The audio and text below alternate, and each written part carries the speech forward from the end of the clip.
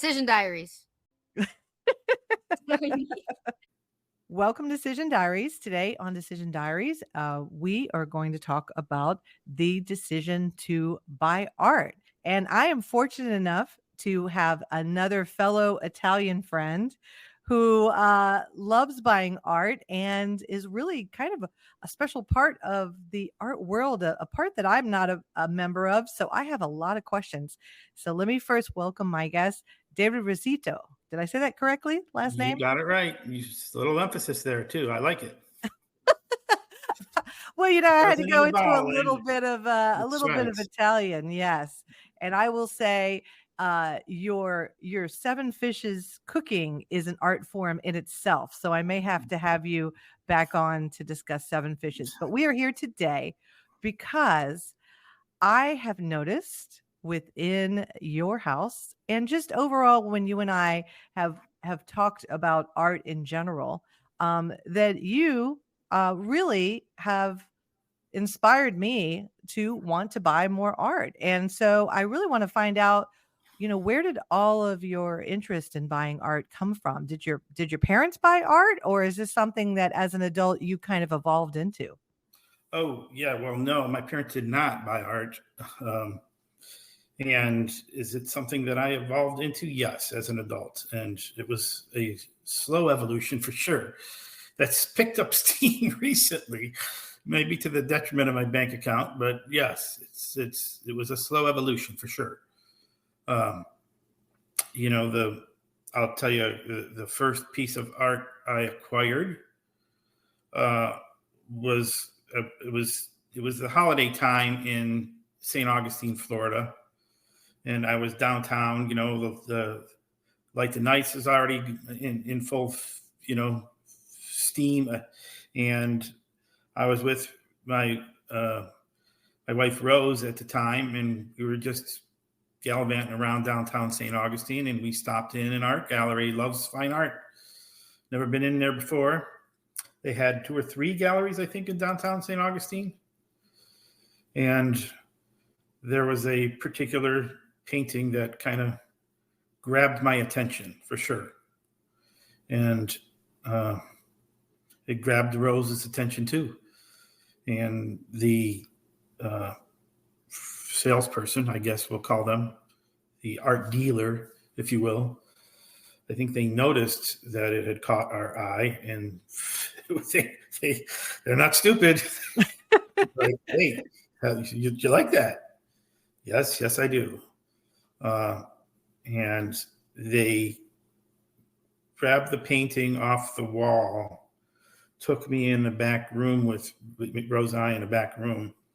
And what's amazing sometimes, what fascinated me, was the impact that light has on what you see in a painting.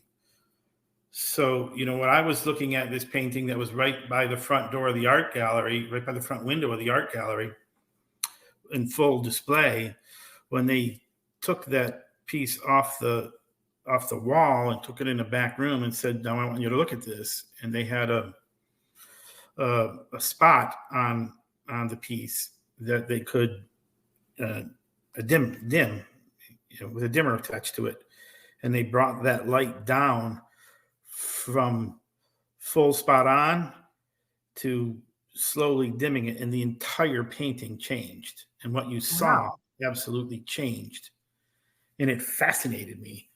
And they knew they had me at that point in time. It was just like, okay, that's it. It's over.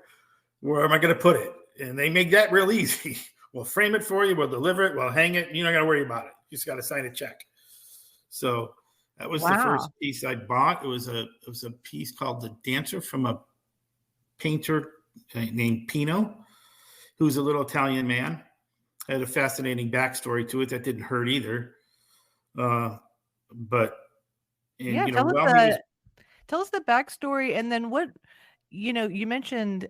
First of all, amazing that a couple is engaged in the same piece of art. That has happened a couple of times with Bruce and I. There's Mhm, been other times where Bruce has gone by a painting and he's said, "Oh, I bet you like this one," but he likes something else different. So mhm. there you are, you and Rose. You haven't mentioned, have you guys been drinking before you got to this point? Not in this instance. We'll get to that later. For this particular piece, not yet. We started Yeah. drinking afterwards when we thought about what we just did. Yes. So, okay, so amazing that you guys both find it, but can you give us kind of a visual of what was it about this particular one? And of course, I love hearing the backstory of the artist, which I do think adds to the whole enjoyment and the Mhm. lighting. Right. Well, what was it about this painting? It's the subject is um she appears to be a flamenco dancer, right? And she was just in this pose with her dress it was swirled and she was very intense. Uh, and when he brought that light down, there's a man behind her that you don't even notice when you're looking at the painting. I didn't notice when you look at the painting in full light, but when that light was brought down, this man that's sitting at a table in the room where she's dancing comes to the forefront, and it's almost like he comes out of nowhere, and he's just so there. It was just caught me by surprise. And as it turns out, it's the artist himself who typically, I won't say typically, but in this instance, painted himself into the painting. He self painted himself, a little self portrait of himself looking at the dancer. It was Oh, Pino himself that he painted in the painting. You didn't notice until they brought that light down.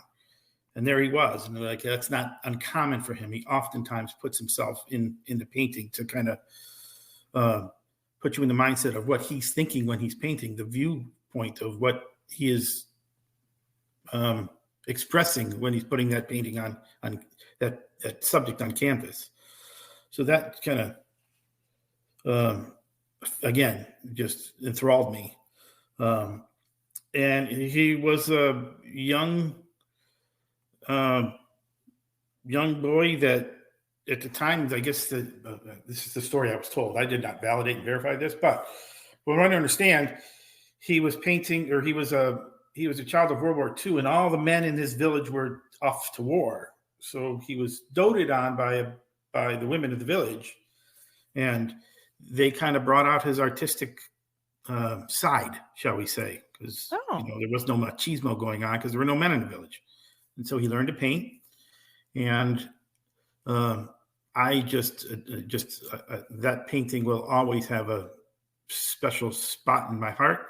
When you've been over to my house, it is the one that's in the front room on full display with a spot over it, so that we can mess with the light and kind of share it with whoever wants to, kind of see what I see or see what they want to see. So there was obviously that was the first piece, and from there, snowballs started being created and started rapidly going downhill. well, The right after drinking part you, came when we pulled out the credit card and signed for that damn thing. It was, this was hand embellished by Pino himself, so that kind of is not. It's a little bit rarer in the art world, I guess, that the artist himself did the embellishment on the print. So he added brush strokes to the print. Because oh, let's be clear, okay. I'm not buying original pieces of art. I don't have Oh, that kind of okay. money. Yeah. But this one was hand embellished by the artist himself. So Oh, it was, wow. it was. So, okay, so after you bought your first piece of art, do you remember that feeling? What was that feeling like? Were you and Rose just giddy, or were you guys thinking to yourself, what have we done? And then, what were you thinking right A after? little Like, bit of this is both. going to be our thing, right? We were giddy, and then it was, what the hell did we just do? But it got to be something that we did with regularity, as far as just going and visiting galleries, and it kind of took on a life of its own. We thought there were different media that we liked. I went from, once you buy a piece from a gallery, you're in their system. They're going to communicate with regularity. It's like, hey, what do you think of this? Hey, you want to come here? Oh, Uh, wow.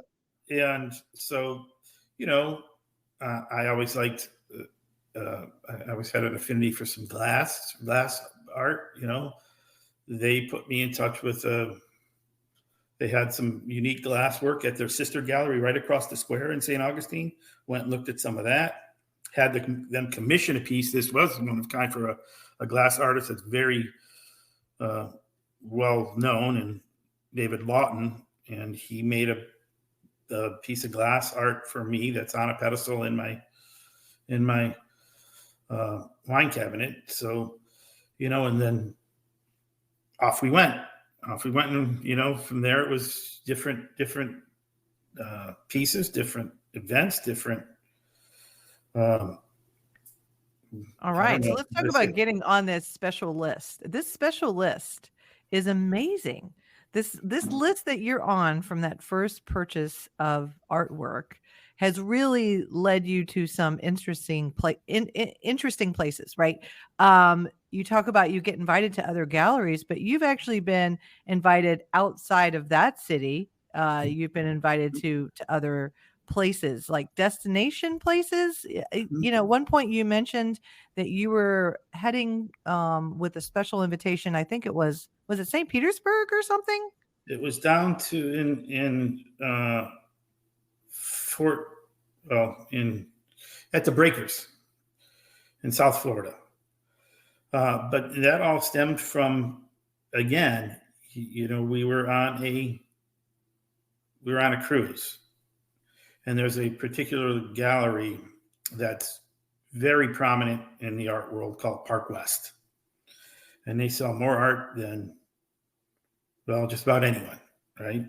And they have original pieces from some of the masters, but mostly they deal with prints, and they'll have a wide range of artists, right? And they're on all the cruise ships. If you want to go see an art auction, right? If you've ever been on a cruise and they've offered you, hey, you want to go see an art auction?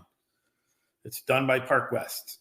So that was, I think, maybe the third piece that we might have acquired was on a cruise from Park West. And I brought my daughter with me because she saw the piece we had bought. She was enthralled by it herself. More things started to come in, and that piqued her curiosity. So we were on that cruise, and she wanted to be part of this. Dad, let's go. Dad, let's go. Okay. And so we went, and something there caught my eye, and we ended up snagging it. Was that the cruise I was on? Because I was like, invite me. Well, Or you was don't that have to. You don't need an invite from me to go. You just got to show up. They'll love to have you. Trust me. well, I did go on a cruise with you, and we Mhm. did go through the art gallery. Was that the Mhm. one that your daughter picked out a piece of art? She did. I don't think I've been on a cruise where I haven't bought something from them. And just because, I'll be honest with you, Lynn, let me get this out there. I do not do this. I do not buy these things in the thought that somehow they're going to be worth more later than they are, now, or somehow they're going to be worth more than what I paid for them. Because that's probably not reality. Okay. Again, because I'm not buying original pieces of art. I'm not buying an original Rembrandt, for God's sakes. But there's an emotional attachment to them that's, quite frankly, just worth it to me. There's an emotional attachment. There's a memory made in acquiring it. There's a memory made with my daughter when we did it, and it's something triggered in her that she's always looking herself now. And so that's the reality of all this. Is it's just It's making memories. How's that? I'll just say it that way. It's making memories. There's an emotional attachment to them. I'm not going to lie to you. Yeah, I look at something and it strikes me, then and you have the means, then go for it. I'm with Jill now, and she acquires stuff that from all about St. Augustine, right? She just loves that city, and there's a bunch of artists that will do a bunch of different renditions of St. Augustine. It's infinitely provides a great subject matter. So she's not out there spending a ton of money. She's just finding things that trigger her, and that's just what Yeah, I do. yeah. Well, I think Bruce and I have always, him being sort of an artsy photographer from the Right. past. He has a great eye Mm-hmm. for art and obviously particularly photography. And then I am with you where if I walk past a piece of art and then I back up and have to Mm-hmm. stand in front of it to really sort of engross myself in it and look at all the nuances of the color and the talent. And I don't know about you, but I have no artistic capabilities. I just I can Right. I can talk, I can describe, I can appreciate. And I think Mm-hmm. that's part of it is that I appreciate all of the creativity, choosing which colors and how did they do all of that. And so when I get in front of something like that, I will stop dead in my tracks. And yes, if I could whip out a checkbook if I won the lottery, I mean, I would probably own a gallery because I Right. would love to buy every piece of art that I've ever seen. One of my challenges is a budget challenge, but Sure. I will say with the budget challenge, we've picked up some pieces Mm-hmm. that we want our children, and our children almost had the same emotion we had when they Sure. look at that piece of art. And so that's something that I almost think is a legacy. I'm not only leaving a legacy of the actual art or ceramic to my children, but I'm leaving them the legacy of the appreciation of good art. And good art is personal, and good art is emotion. And as you mentioned before, when they keep these pieces way after I'm gone, Mm-hmm. and hopefully they keep them in the family and they pass things down, um, they'll be very sentimental about they may have been with me when we bought them, or they're going to Mm-hmm. remember, how I described it or my husband described it. So I think it's a great legacy, especially if you have no creative talent myself. Right. What about Right. you? Do you paint? I don't think do you paint? I do not paint. No, I will occasionally dabble in some drawing, uh, and I used to be better at it when I had more time. But it's like anything else, either you work at it or that skill fades. And right now, it's faded. But I tell you what, when the work career is done, will I be back at it? Absolutely. When I have more time, heck yeah, I'll be picking up a Okay. sketchbook and I'll be drawing. But Well, right now, the other time isn't thing I permitting. like that you have done is you have brought artwork as a present at graduations. I mean, now is kind of the college Mhm. graduation season for the time that we are in our lives. And, everyone else is showing up with those just very Amazon gift cards, or even Venmoing some of these. You could use a scan code. Most impersonal Venmo to a college graduate. Yes, they need money, but you show up with an art piece that you've really thought about the person that you are buying that for. And I mean, I swear I thought I saw Alyssa break into tears when she saw that little ballerina sculpture. And so you are forever going to be remembered for thinking about her so much and providing her a piece of art for her to carry on as she goes through her adult life. And so I really did admire that when you showed up with that. Hopefully I know I was not there with a gift card. I think I ended up buying her a bracelet, but Well, and I again, it's yeah. funny because in that piece, all right, that event. We went down to see my daughter's friend Brooke, and she was at FAU, and we went to lunch, and there happened to be an art show going on, on the grounds of close to the university. So it was Alyssa's. She was graduating high school, and she had been dancing for her whole life, for God's sakes. And we were walking through, and there was this piece with a dancer with a spotlight on her, and I was like, okay, that makes sense. And that piece, for instance, it's just a local artist. It's not anybody famous. They were so appreciative to find somebody to buy their piece. And yeah, it was very, I don't know what the right word is. I was touched to see that when I think Joe had taken a picture of Alyssa's dorm room once they got it all situated. You know how that goes. Your first child's off in college, and you're spending all this time getting their dorm room together, and your second one goes, give a crap what it looks like. But right. that first one's got to be just so. And she took a photo of it, and at her desk, right above her desk, was that piece of art that I acquired for you. That made me feel pretty good. Well, I have to say, artwork is so important that when we have had hurricane evacuations,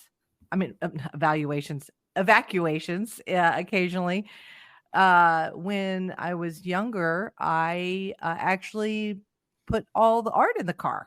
The art and the photographs and some clothes. I could care less about my furniture or plates or anything like that, but I did put some of my framed art into the car. And my husband at the time, my husband who is now, Yes. he was Bruce like, is going to wonder who your husband yeah, he's is. wondering if he's getting divorced now. Yeah. He was like, these frames are huge, and Right. we're gonna have to take 2 cars. And I'm like, we are absolutely taking 2 cars.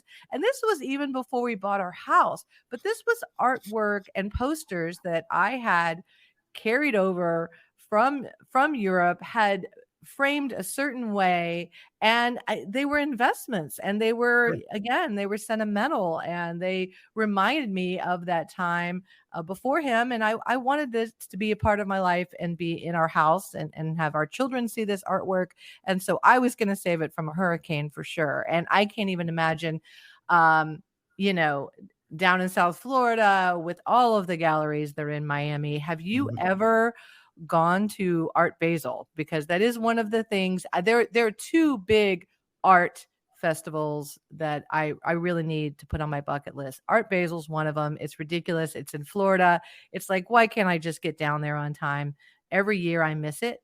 And then the other one is in Venice, where in Venice, all of Venice turns into one big art gallery. Have you heard of this? And the streets are an art gallery. They have cubbies that are art galleries. Everything turns, all the restaurants turn into art gallery, and it is very much focused somewhat on modern art.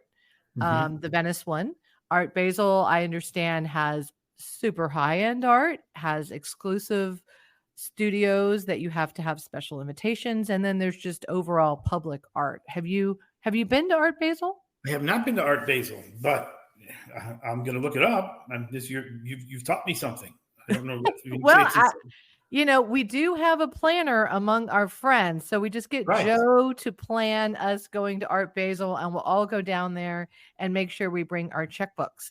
I do think that it's a great opportunity when you actually get to meet an artist. You talked about interaction with the artist and the ballerina, and the artists need people to buy their art. We're trying to inspire people here that we're not talking about thousands of dollars. You can buy art at all different levels, but artists need that sort of feedback that their vision is appreciated by somebody. And so if you're walking past something and you walk past again, even if it's in a little local festival, talking to the artists and finding everything that goes into it is an experience in itself. And then when you buy it, you can see the joy in their eyes. No one wants to Absolutely. produce creative things and not have somebody enjoy them, which, I mean, I, I have to say, right? Everybody I'll needs tell you feedback. a quick story in that to reiterate and emphasize your point, man. This is in Ponte Vedra. The Ponte Vedra has an art festival. I don't know exactly when it is, and it's not huge by any stretch of imagination. It's outdoors. And Rose and I were there. It was a scorching hot day. But we were traipsing through and looking at everybody's art, local artists, right? And there was an older woman there, and she had what was I thought it was just beautiful. Like you said, when you look at it and you back up and you look at it again, it's like, all right. And it was a mixed media. It was a painting, but she had incorporated different things into it. There was like she had used a feather, not just as a feather, just to add texture to the piece. And it was an outdoor like market scene, and it would have been somewhere in Europe, right? It was, to me, it was gorgeous. And so I said, okay, how much is this? And she told me, and I was like, all right. Kept walking, and I rose, and I was like, let's go back. And we ended up purchasing the piece, and her reaction was so, I can't even explain it. She just started. She was exultant. She was like, she went running up to her sons and her daughters, and they were there in the booth. She's like, I sold one. And I'm like, yes, you did, and you should sell more because it was beautiful. So she was It's so excited. encouraging. It's very Yeah. encouraging. Yeah, I think it fulfills it fills back up another person's, I want to say, happy bucket. I always talk about fill someone's bucket up. Nothing fills an artist's bucket up more than just knowing that they're appreciated. Right. And they put so much time and effort and thought into all the choices that they have to make, the medium that they have to choose, the colors that they're choosing, the subject matter, and usually the subject matter is eternally personal.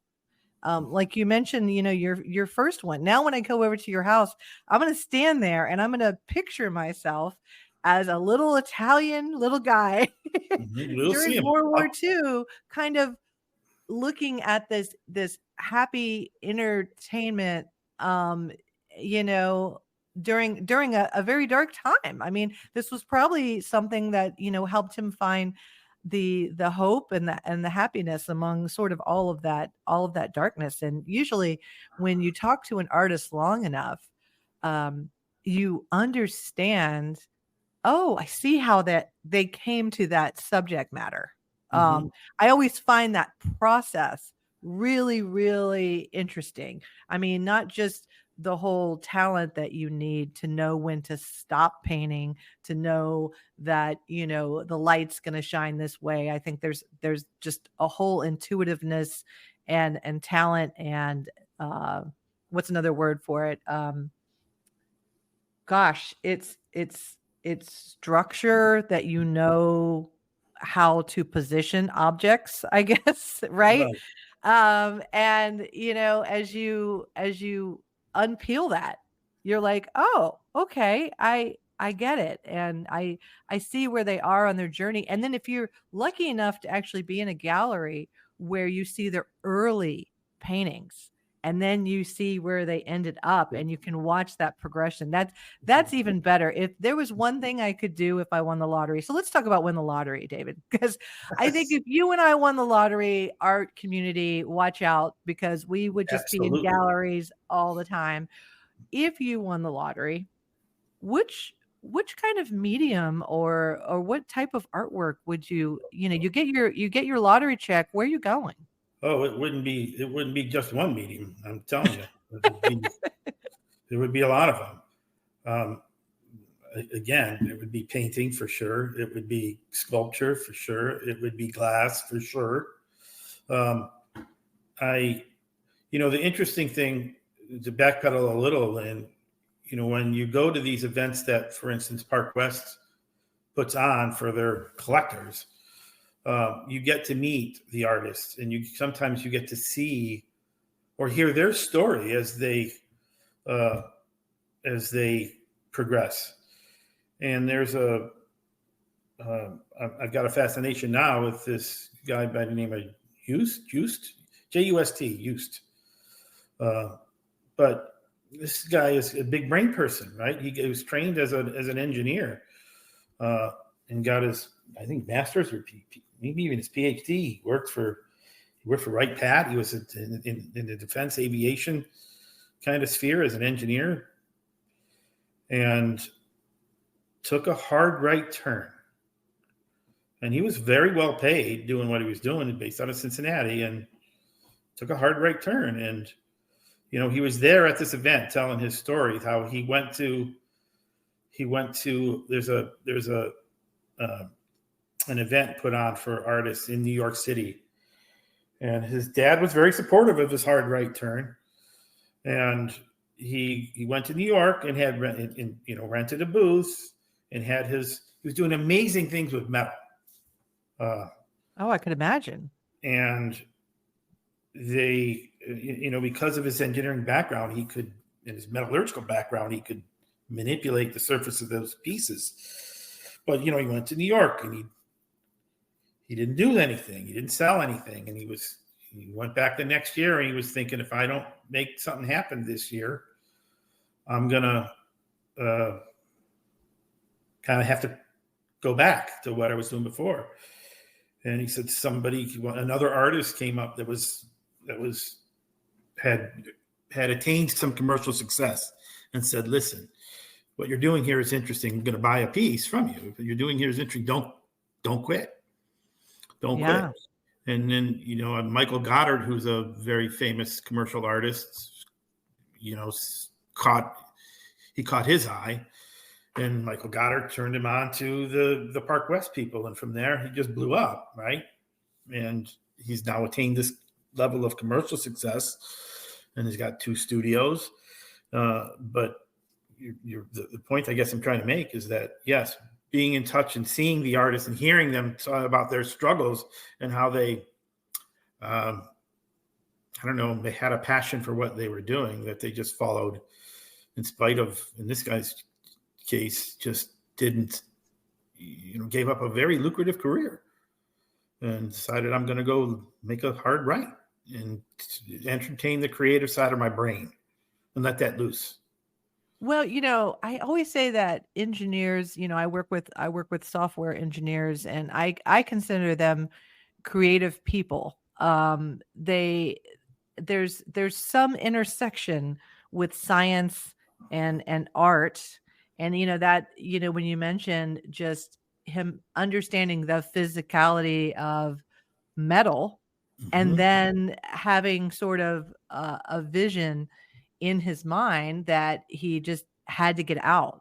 And, that's just being true to who you are and your calling, as opposed to letting someone else tell you, who you're supposed to be. It's exploring who you are. And I think almost any art school would say, the artist has to look internally to try to figure out, who am I?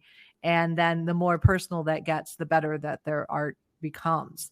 And they can't go into it with, I'm going to be a huge success because squares are selling. Right. I don't know that anybody goes into art thinking, okay, squares are selling. I think they go into art and they're saying, I have a vision, and gosh, I really hope this conveys something or gives someone else an emotion enough that I can continue down that journey. And I can support myself down that journey. Now, I don't know about you, but I really tried to raise creative children. I really bought into things that I read. Of course, before you have children, you read of all kinds of ways to turn your children into unique and special people who go to Harvard and rule the world. But one of the things that I read about raising potential artists was to take crayons, take all the wrappers off, break them into all kinds of different pieces and sizes, and then, give them a blank piece of paper with no restrictions, take away the coloring books. I used to read them a book called, The Purple Crayon, Color Outside the Lines, Be a Right. Purple Crayon. And, and it's interesting because they are creative in their own way. They did theater and drama and that type of stuff. But I think through that experience, I didn't end up with any painters or artists. I know that I would have been extremely supportive if that was a career that they wanted to pursue. But I did raise children who, we would go every vacation, we would go to a sporting event, we'd go to an urban big city thing, a national park for like the natural beauty of things, and an art gallery. And, Mhm. they would hem and haw as mom's got to go to an art gallery. But then now when I hear them talk about our vacations, they're citing art galleries that they've been to, on every single vacation we've been on. And when they see that artists come up, obviously we've gone to more famous art galleries. They Mhm. know who they are. And I think, okay, well done. I didn't get to contribute artists to the world, but I did get to contribute to my children potentially being, I want to say, art buyers. And so kudos to me. I'm just going to, and Well, you, that's a beautiful kudos to thing. us. I don't know if they're, whether my children produce art or not. And that's probably a not Yeah, mine's a at not. this stage of the game. Uh, what they do have is an appreciation for it. And I was not one that was raised in that way. Not that my parents weren't aficionados of art, but it was just not something that, we spent a lot of time thinking about. And I can tell you that, if you had told me as a parent, as my children were going through, elementary school, middle school, and in high school, that they had to cut out the art program in elementary school or middle school, I'd have been a shoulder shrug. So what? Whatever. You know, I don't feel that way now, which is a good thing. I think it's important, and I think it's important for a lot of different reasons. But uh, one of the main ones is that it creates strong emotions in a good way. Yeah. In some respects, this world is entirely lacking right now. But Yeah, and it's human connection. I sure, honestly I think it's human connection. And boy, oh boy, let me tell you how upset my husband got about an AI generated poster of art. uh, He he was really upset. And I have since changed my theory about AI. And I am embracing AI in its various forms. And one of the things with AI is that if you type in uh create a picture of dogs playing poker or whatever, um it lacks human emotion, and you can tell, right? So what people are doing now, and what my son's girlfriend does, is that AI shows 5 dogs playing poker. Immediately, she uses her human emotion to look at what AI has produced and said, this is off, right? The cards are not being held the way that normal human beings hold cards. Ears are wrong. This was not the vision. And then she takes it, pulls it apart, changes all the colors and all of that. And now at this point, the only thing AI gave her was what she didn't want to make. And then she's turning it into something she wants to make. And so when I explained that to Bruce, he was like, okay. And then when she showed us where she had done that, with some other artwork and some posters that she's done for University of Florida, he was like, okay, so the deal is you can't consider yourself an artist if you go into uh, artificial intelligence, open AI, and you type five dogs playing poker, print it out, let me head to the art festival. Everyone's going to know. No one's going to Sure. walk by that and get an emotion. And no one's going to walk by that and want to talk to the artist and go, "Oh, what'd you do?" "Oh, well, I typed five dogs playing poker and I printed it out. And now I'm going to charge you $15." So, so, so when people say AI is taking over, the world, I say, Right. humans know whether humans have put some effort and time into things. I I like some of the podcasts where I feel like the podcast hosts are genuinely interested in what they're talking about. When they are scripted, I almost feel like they're AI generated, right? When they're just scripted questions and answers to the people who they're talking to, it feels cold. And so Hmm. art is never cold. Now, I It have you shouldn't ever be. That's walked for by sure. a piece of art that it wasn't necessarily a good emotion, but it was still an emotion? My husband and I caught a piece of performance art or film art. I want to say film performance art. I don't know what you call it, but we caught that in London in a modern art museum. And what it was a very short film of what happens in like it looked like an island town, and it was performance art, and these palm trees started popping up, very like claymation palm trees just popping up randomly as a caravan of limousines were going by, and it was called The Visit. And all the graffiti flipped off, all the walls were clean, palm trees were up, and then as soon as the caravan went by, they all popped, collapsed, and then trash came back up. And I was like, okay, I that is interesting. That was really interesting. It really kind of took me into that space. And I thought it was a great exhibit. I don't know, some people can actually buy performance art and have performance art in their home. This one was obviously part of a gallery, so I don't know if anybody bought it, but it's obviously traveling Hmm. around the world now if anybody sees it. A lot of the paintings when you're in an art gallery don't have titles. How do you feel about those? Like when I walk by and they don't have titles, and then I have to kind of decipher, like, That's how it should be. I what don't is want somebody telling me what to think of a piece. You know what I mean? I mean, you should come to that conclusion on your own. It is obviously open and subject to interpretation. Yeah. I mean, if you I don't know, dictate the thoughts of somebody that's viewing the piece that you put out to the world, then you're doing a disservice, I think. I Yeah. mean, Yeah. Yeah. I definitely don't want it like I definitely don't want it too detailed, but there has been a couple of times where I've come across something so abstract sure. Listen, that I that get that, it. that You know just what?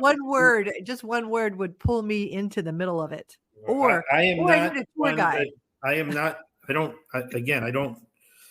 I'm not one to judge, obviously, but we've all seen paintings in. Well, those of us that have frequented museums, we've seen pieces that makes you go, "What really?"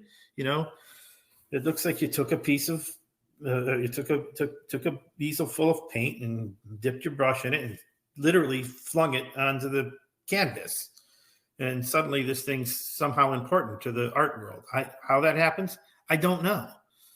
It's not my cup of tea. I appreciate the fact that it might be someone else's, but that's what makes this an interesting topic. My Well, fine art is not your fine art, and your fine art is not the person next to you's fine art. I don't. It doesn't matter. Do you like it? That's what matters. Does it that's what does it matters. does it Do inspire you you in like some way, it? shape, Does it manner, or form? That's what matters. Yeah. Does it mean something to you? Does it give you an emotion? And then, Does it make if you smile, for is it God's sake? something you can potentially afford so that you can appreciate it every day of your life? And, Sure. as I talked about winning the lottery, I'm just telling you right now, this is what this would look like. So so that you pray for me to win the lottery. You pray I for me to win the lottery so all artists everywhere know. I do love modern art. Speaks to me a lot. My mom was very into impressionist painting, so I sort of Mhm. grew up with that. We did have a couple of them. She did actually commission a painting for my dad's birthday. I mean, in our family, art was encouraged. My mom is very creative. My sister is actually a painter herself, and she produces some pop art every now and then. You'll see her at a festival. She also does henna, which is also very artistic, and so you'll see her Mhm. at a festival. But I grew up around, the watercolors and in the light brush strokes, and something about in your face modern art appeals to me with bright colors. My house has bright colors, not muted colors. And so I'm always looking for that sort of 1920s pop art, Sure. industrial. I love like you talked about the different textures of metal and wood and all of that. Mhm. And really sort of bright. I think it would be bright. So I take my $1,000,000. I go to Venice during that, and I just go from gallery to gallery, and I need boats behind me I'll to take one of those. I I'll take one of take one of the these. boats, I'll take one of this, I'll take one of that, and the other thing too, I think I would really get into, and I know you've probably seen these over in, like, Riverside and Avondale, where people have incredible structures and sculptures Mhm. not only in their backyard, but in their front yard that are like a statement piece. I don't know if you've seen that, but there is some great architecture over in Riverside of Jacksonville, where I mean, those sculpture pieces had to have been purchased at some gallery and then reassembled just so, or commissioned maybe for the front of their house. So, commissioned sculptures for Oh, sure. heck yeah.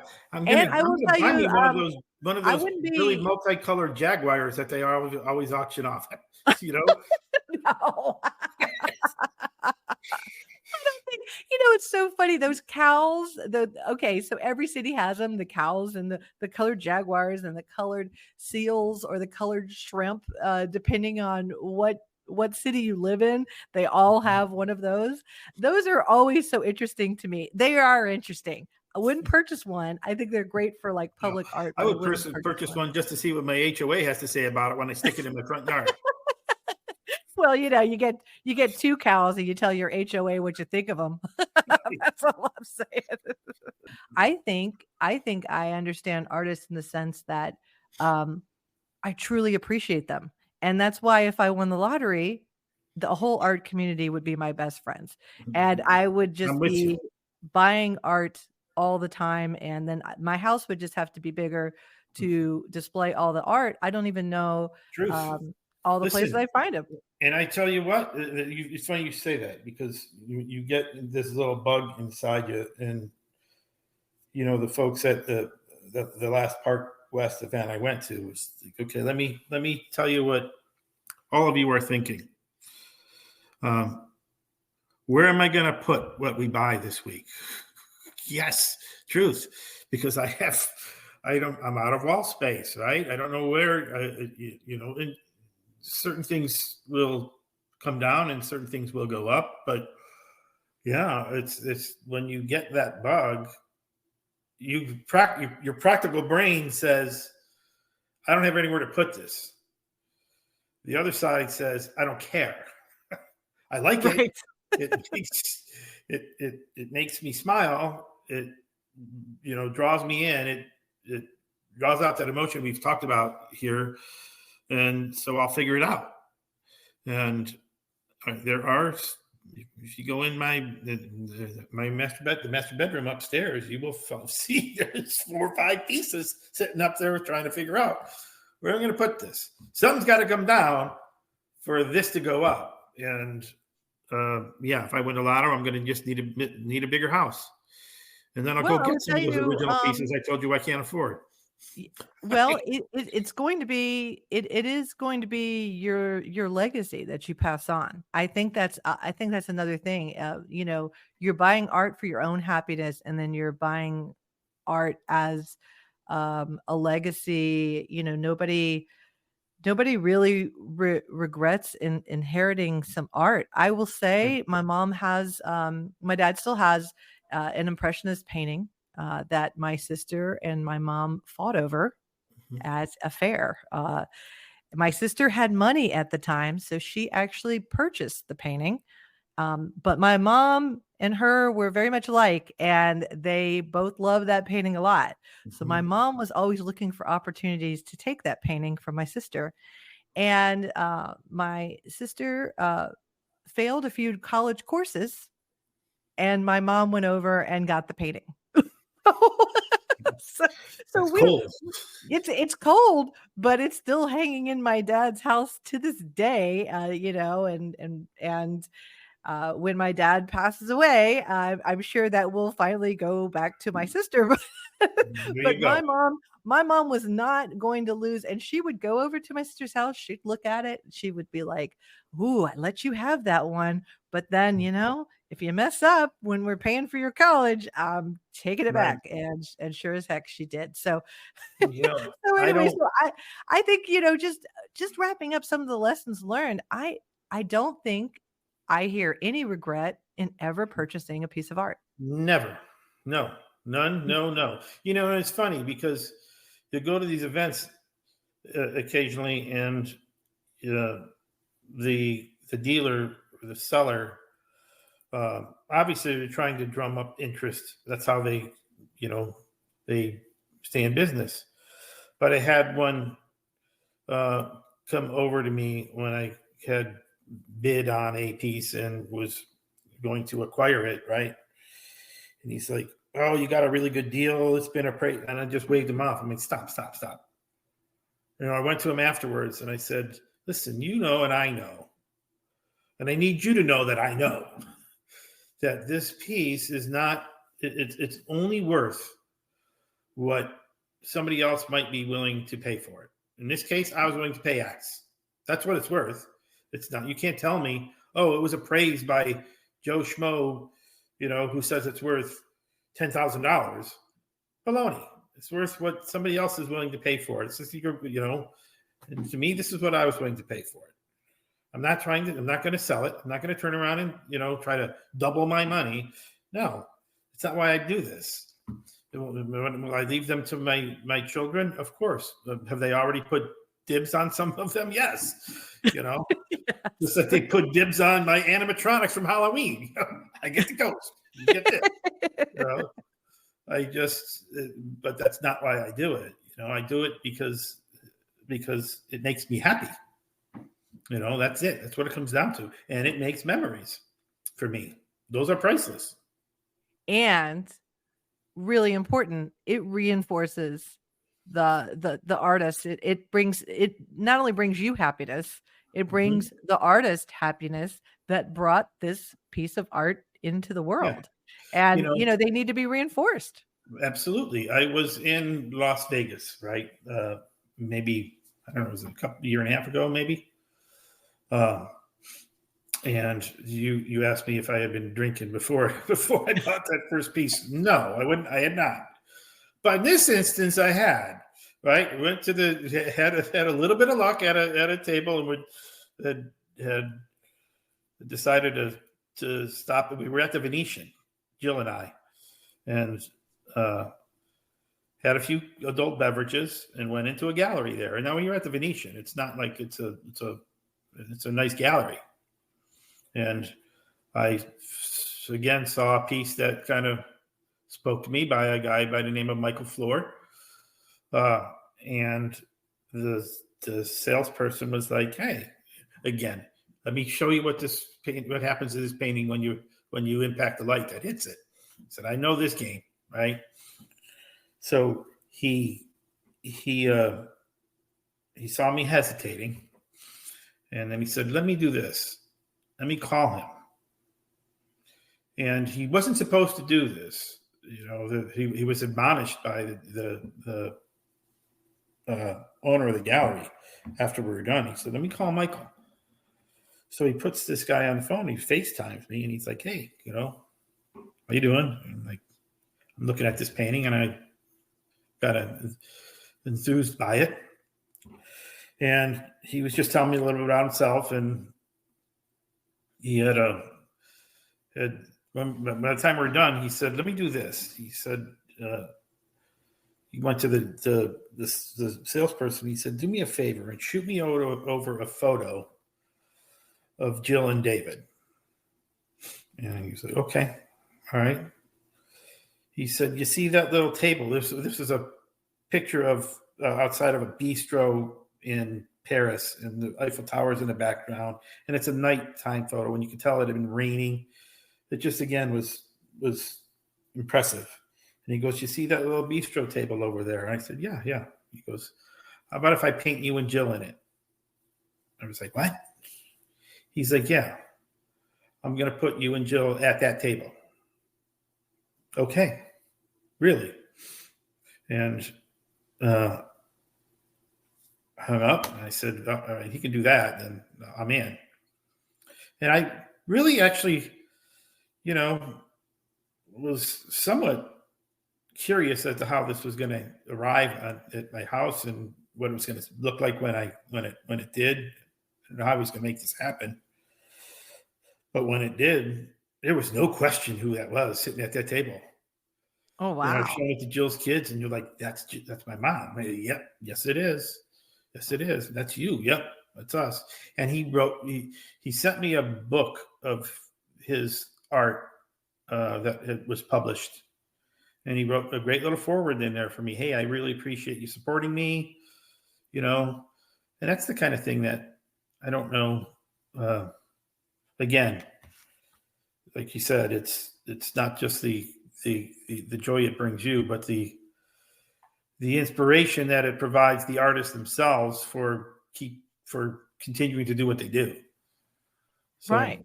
Right. No, I think that I couldn't have said it better. I love that story, and I couldn't have said it better, the connections you've made with the artists. And if people are intimidated about going into galleries, they shouldn't be. what would you kind of say? I say, you go in and enjoy and appreciate.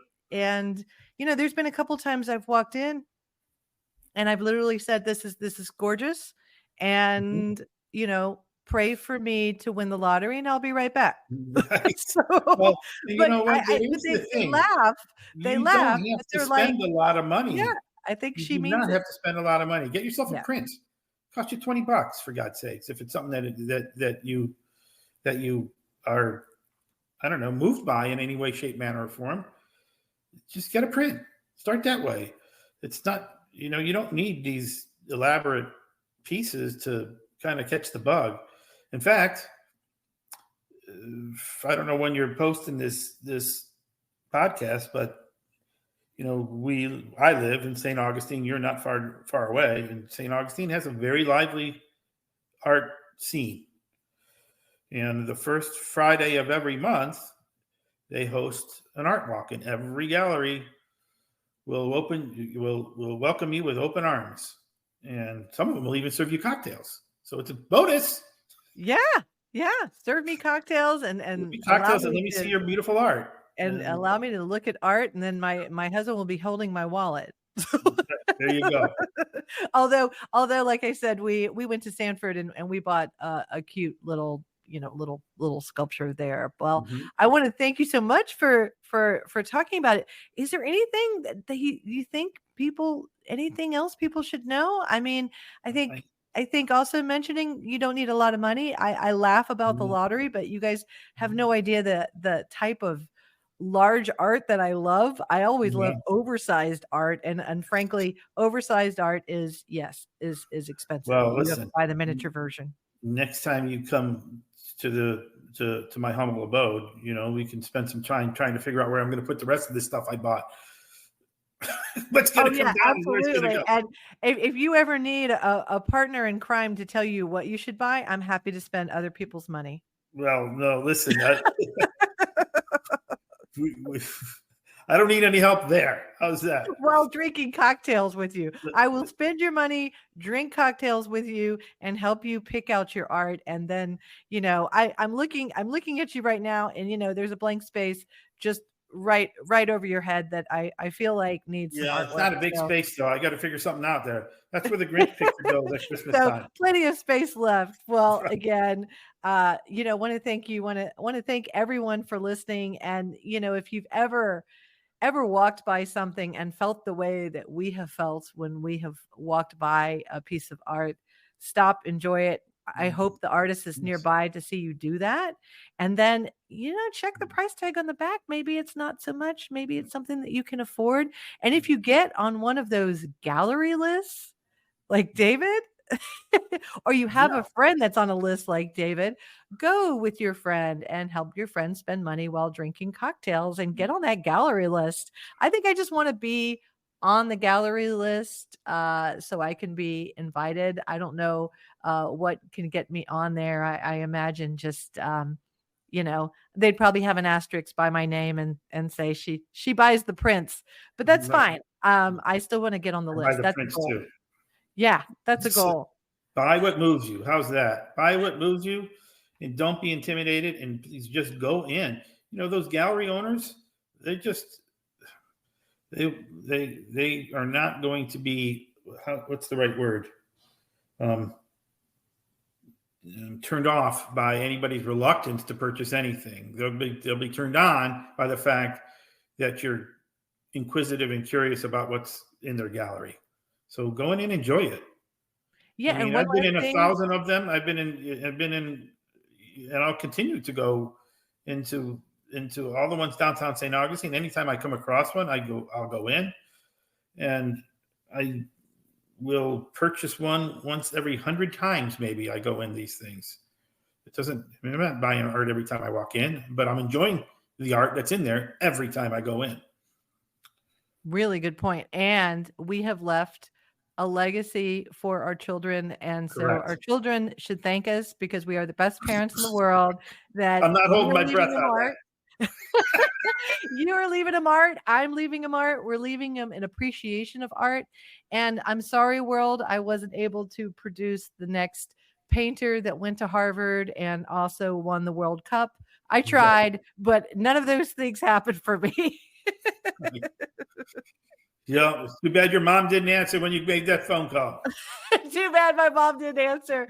Well, thanks everyone for listening. Also, go up to decisiondiaries.com. I'm maybe going to post where some local art festivals are. As always, I like to try to post something related to what we are talking about, and that may be one of David's famous pictures that he talked about. Would love that picture of the Spanish dancer, which you talked about, and also that picture from Venice. So thank you again for coming on. You're very welcome. Take care, everyone.